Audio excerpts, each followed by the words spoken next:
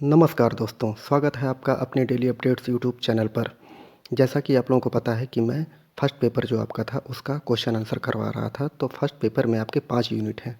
First unit का जो शिक्षा का परिचय है उसका क्वेश्चन आंसर मैंने करवा दिया है। अब आपको सेकंड यूनिट शिक्षा के कार्य उससे संबंधित जो क्वेश्चन आंसर होंगे वो मैं करवाऊँगा। इसमें आप मानव जीवन के लिए शिक्षा का क्या महत्व है, समाज के लिए शिक्षा का क्या महत्व है, राष्ट्रीय जीवन के लिए शिक्षा का क्या महत्व है, विश्व संदर्भ में शिक्षा का क्या महत्व है, इससे संबंधित टॉपिक को पढ़ेंगे। अगर आपने वीडियो को सब्सक्राइब नहीं किया है तो पहले इसको सब्सक्राइब कर लीजिए, क्योंकि जैसे ही मैं कोई वीडियो अपलोड करूंगा तो आपके पास इसका नोटिफिकेशन तुरंत पहुंच जाएगा और इस प्रकार आप वीडियो को देख पाएंगे।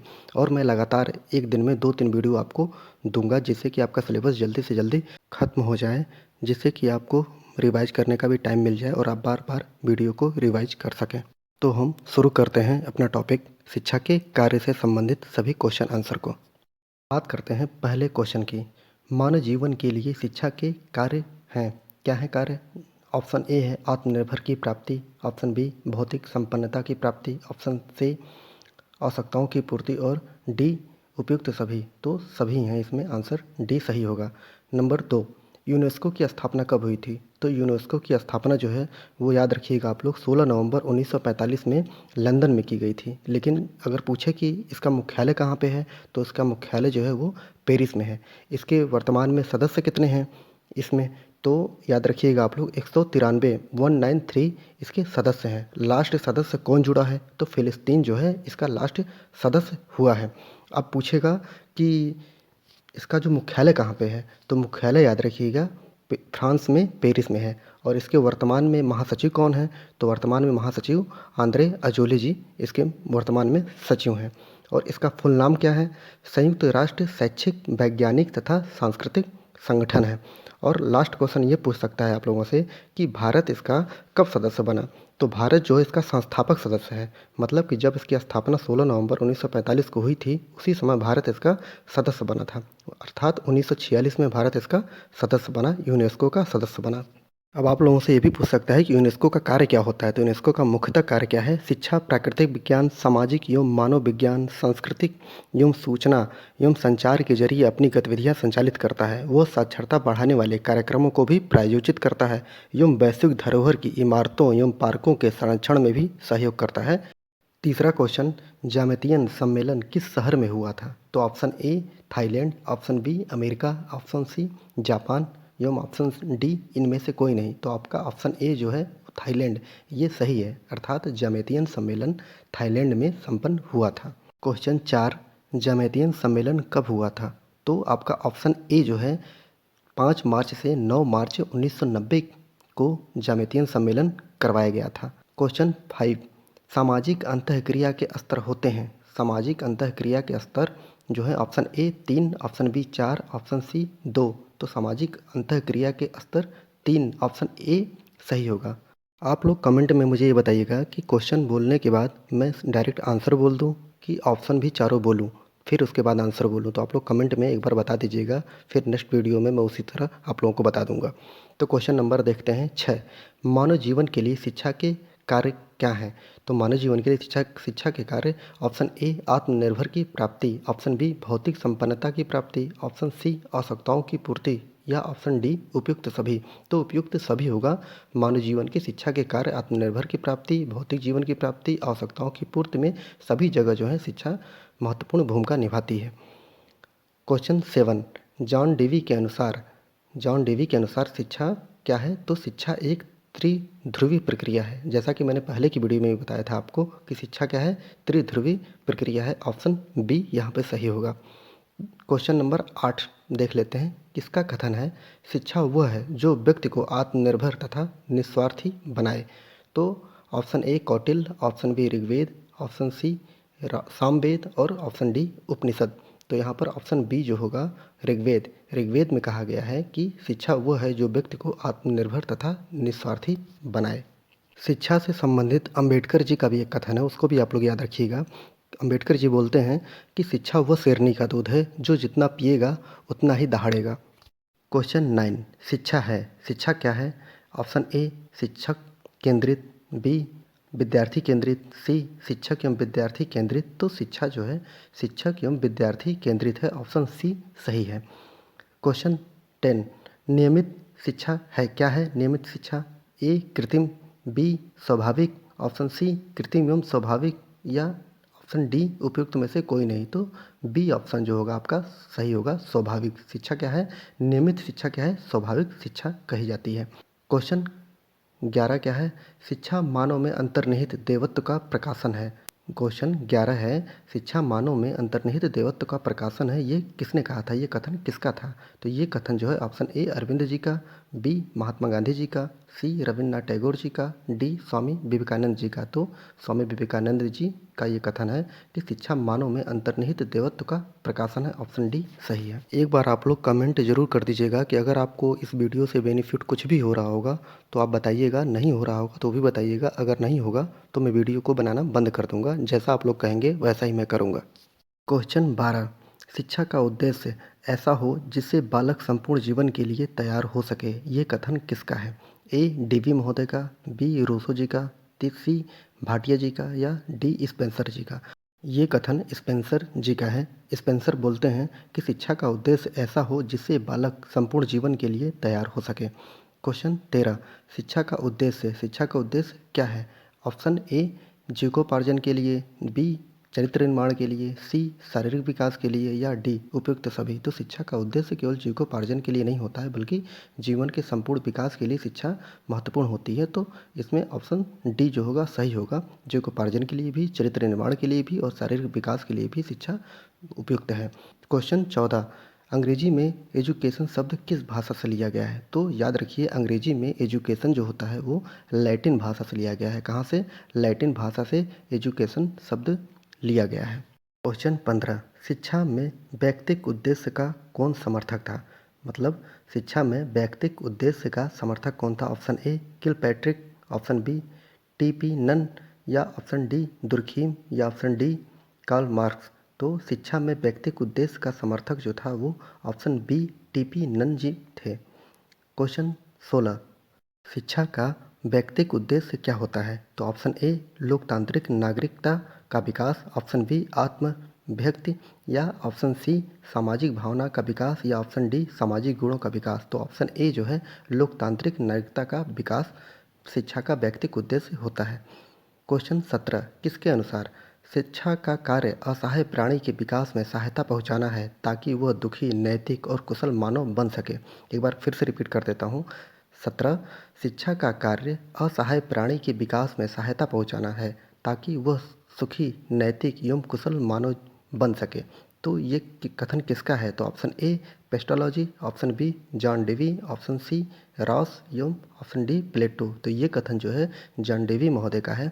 उन्होंने कहा था कि शिक्षा का कार्य असहाय प्राणी के विकास में सहायता पहुंचाना है ताकि वह सुखी, नैतिक तथा कुशल मानव बन सके।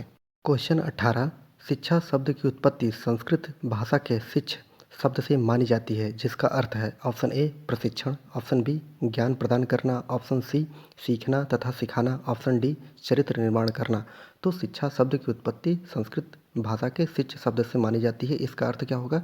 ऑप्शन सी सीखना तथा सिखाना सही होगा।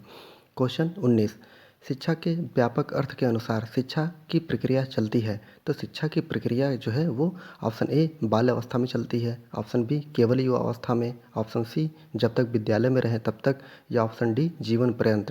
तो शिक्षा के व्यापक अर्थ में शिक्षा की जो प्रक्रिया होती है वो ऑप्शन डी जीवन पर्यंत चलती रहती है, आप जीवन भर सीखते ही रहते हैं। क्वेश्चन 20, किसने कहा था शिक्षा एक प्रक्रिया है जिसके द्वारा बालक अपना आंतरिक एवं बाह्य का निर्माण करता है? तो ऑप्शन ए नन महोदय ने, ऑप्शन बी कांट महोदय ने, ऑप्शन सी फ्रॉवेल महोदय ने, या ऑप्शन डी प्लेटो महोदय ने। तो यहाँ ऑप्शन ए सही होगा, नन महोदय ने कहा था कि शिक्षा एक प्रक्रिया है जिसके द्वारा बालक अपना आंतरिक एवं बाह्य निर्माण करता है। क्वेश्चन 21, शिक्षा के समाज के प्रति कार्य है। ऑप्शन ए सांस्कृतिक विरासत का संरक्षण, ऑप्शन बी सामाजिक सुधार एवं प्रगति, ऑप्शन डी बालक का समाजीकरण, या ऑप्शन डी उपरोक्त सभी। तो शिक्षा के समाज के प्रति कार्य ऑप्शन डी सही होगा। ए सांस्कृतिक विरासत का संरक्षण भी करता है, बी सामाजिक सुधार एवं प्रगति भी करता है, और सी बालक का समाजीकरण भी शिक्षा करता है। क्वेश्चन 22, शिक्षा भावी जीवन की तैयारी मात्र नहीं वरन जीवन यापन की प्रक्रिया है, ये कथन किसका है? तो ऑप्शन ए प्लेटो जी का, बी अरस्तु जी का, सी कांट जी का या डी जॉन डेवी महोदय का। तो जॉन डेवी महोदय का ये कथन है कि शिक्षा भावी जीवन की तैयारी मात्र नहीं वरन जीवन यापन की प्रक्रिया है। क्वेश्चन 23, शिक्षा का सबसे महत्वपूर्ण कार्य है? तो ऑप्शन ए आर्थिक विकास, बी मानव संसाधन विकास, सी औद्योगिक विकास, डी राजनीतिक विकास। तो यहाँ पर बी ऑप्शन सही होगा। शिक्षा का महत्वपूर्ण कार्य मानव संसाधन का विकास करना होता है। क्वेश्चन 24, शिक्षा पूर्ण जीवन है, ये किसका कथन है? शिक्षा पूर्ण जीवन है, ये कथन ऑप्शन ए हर्बर्ट स्पेंसर जी का है कि ऑप्शन बी जॉन डेवी जी का है, ऑप्शन सी मैकेंजी जी का या ऑप्शन डी पेंटालॉजी जी का। तो ऑप्शन ए यहाँ पर हर्बर्ट स्पेंसर जी का ये कथन है कि शिक्षा पूर्ण जीवन है। क्वेश्चन 25, शिक्षा वह है जिसका प्रमुख साध्य मुक्ति है, ये कहाँ पे लिखा है? तो ऑप्शन ए उपनिषद, बी वेदांत, सी पुराण या डी इनमें से कोई नहीं। तो शिक्षा वह है जिसका प्रमुख साध्य मुक्ति होता है। तो दर्शन के बारे में कहाँ बताया गया है? उपनिषद में बताया गया है। तो ऑप्शन ए उपनिषद जो है उसमें कहा गया है कि शिक्षा वह है जिसका प्रमुख साध्य मुक्ति है। क्वेश्चन 26, शिक्षा का सार्वजनिक उद्देश्य क्या है? तो शिक्षा का सार्वजनिक उद्देश्य जो है वो समग्र जीवन का विकास करना है। अर्थात आप अगर शिक्षित नहीं हैं तो आप का जो है विकास संपूर्ण रूप से नहीं हुआ है। अर्थात शिक्षा का जो महत्व है वो संपूर्ण जीवन के विकास से संबंधित है।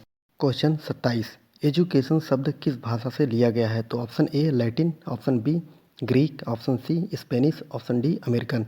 तो ये क्वेश्चन पहले भी मैंने बता दिया है कि एजुकेशन शब्द ऑप्शन ए लैटिन भाषा से लिया गया है। क्वेश्चन 28, शिक्षा शब्द में ई का क्या अर्थ है? तो ई का मतलब है ऑप्शन ए अंदर से, ऑप्शन बी आगे बढ़ना या ऑप्शन सी विकास करना, ऑप्शन डी उपयुक्त में से कोई नहीं। तो ऑप्शन ए अंदर से है। अर्थात शिक्षा शब्द में ई शब्द का क्या अर्थ होता है? अंदर से होता है। क्वेश्चन 29, एजुकेशन शब्द दो शब्दों से मिलकर बना है, वे कौन से शब्द हैं? तो ऑप्शन डी जो होगा वो ई प्लस ड्यूको, ई प्लस ड्यूको जो है उससे संबंधित है एजुकेशन से। इन्हीं दो शब्दों से एजुकेशन शब्द मिलकर बना है। क्वेश्चन 30, पूर्व नियोजित शिक्षा कहते हैं। तो पूर्व नियोजित शिक्षा किसे कहते हैं? ऑप्शन ए औपचारिक शिक्षा को, ऑप्शन बी अनौपचारिक शिक्षा को, ऑप्शन सी निरौपचारिक शिक्षा को या ऑप्शन डी उपरोक्त सभी। तो पूर्व नियोजित शिक्षा किसे कहते हैं? ऑप्शन ए औपचारिक शिक्षा को पूर्व नियोजित शिक्षा कहते हैं। क्वेश्चन 31, शिक्षा का ब्लू जैकेट उद्देश्य जाना जाता है। शिक्षा का ब्लू जैकेट उद्देश्य क्या जाना जाता है? ऑप्शन ए सामाजिक उद्देश्य के नाम से, ऑप्शन बी व्यावसायिक उद्देश्य के नाम से, ऑप्शन सी शारीरिक उद्देश्य के नाम से या उपयुक्त में से कोई नहीं, ऑप्शन डी। तो इसमें ऑप्शन ए जो है आपका सही होगा, सामाजिक उद्देश्य के नाम से शिक्षा का ब्लू जैकेट उद्देश्य जाना जाता है। क्वेश्चन 32, चुंबक के समान शिक्षा में भी दो ध्रुवों का होना आवश्यक है, इसलिए यह द्विध्रुवी प्रक्रिया है, ये किसने कहा था? ऑप्शन ए जॉन एडम्स महोदय ने, जॉन डेवी महोदय ने, ऑप्शन सी रॉस महोदय ने, ऑप्शन डी स्पेंसर महोदय ने। तो जॉन एडम्स महोदय ने कहा था कि चुंबक के समान शिक्षा में भी दो ध्रुवों का होना आवश्यक है, इसलिए यह द्विध्रुवी प्रक्रिया है। तो आप लोग याद रखिएगा, शिक्षा को द्विध्रुवी किसने कहा है? एडम्स महोदय ने कहा है। जबकि शिक्षा को त्रिध्रुवी प्रक्रिया किसने कहा है? तो जॉन डेवी महोदय ने कहा है। आप लोग कमेंट में ज़रूर लिखिएगा कि मैं आगे वीडियो बनाऊं कि न बनाऊं। अगर आप लोग कमेंट नहीं करेंगे तो मैं यही जानूंगा कि आप लोगों को वीडियो पसंद नहीं आ रहा है, इसलिए मैं वीडियो नहीं बनाऊंगा। अगला क्वेश्चन देख लेते हैं 33, यह किसका कथन है? हमें ऐसी शिक्षा की आवश्यकता है जिसके द्वारा चरित्र का निर्माण हो, मानसिक शक्तियाँ पुष्ट हों, बुद्धि का विकास हो और लोग अपने पैरों पर खड़े हो सकें। तो ऑप्शन ए अरस्तु महोदय का, ऑप्शन बी विवेकानंद जी का, ऑप्शन सी गांधी जी का और ऑप्शन डी प्लेटो जी का। तो ये कथन जो है ऑप्शन सी गांधी जी का है। एक बार और देख लेते हैं। गांधी जी ने बोला था कि हमें ऐसी शिक्षा की आवश्यकता है जिसके द्वारा चरित्र का निर्माण हो, मानसिक शक्तियाँ पुष्ट हों और बुद्धि का विकास हो, लोग अपने पैरों पे खड़े हो सकें। क्वेश्चन 34, शिक्षा में जीविकोपार्जन का उद्देश्य क्यों आवश्यक है? तो ऑप्शन ए अमीर बनने के लिए, बी परिवार का पालन पोषण करने के लिए, सी आत्मनिर्भर होने के लिए, डी स्वयं की शिक्षा के लिए।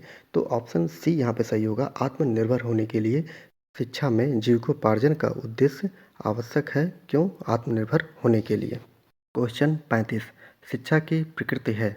ऑप्शन ए कलात्मक, ऑप्शन बी वैज्ञानिक, ऑप्शन सी कलात्मक एवं वैज्ञानिक या ऑप्शन डी उपरोक्त में से कोई नहीं। तो ऑप्शन सी सही होगा। शिक्षा की जो प्रकृति है वो कलात्मक एवं वैज्ञानिक है।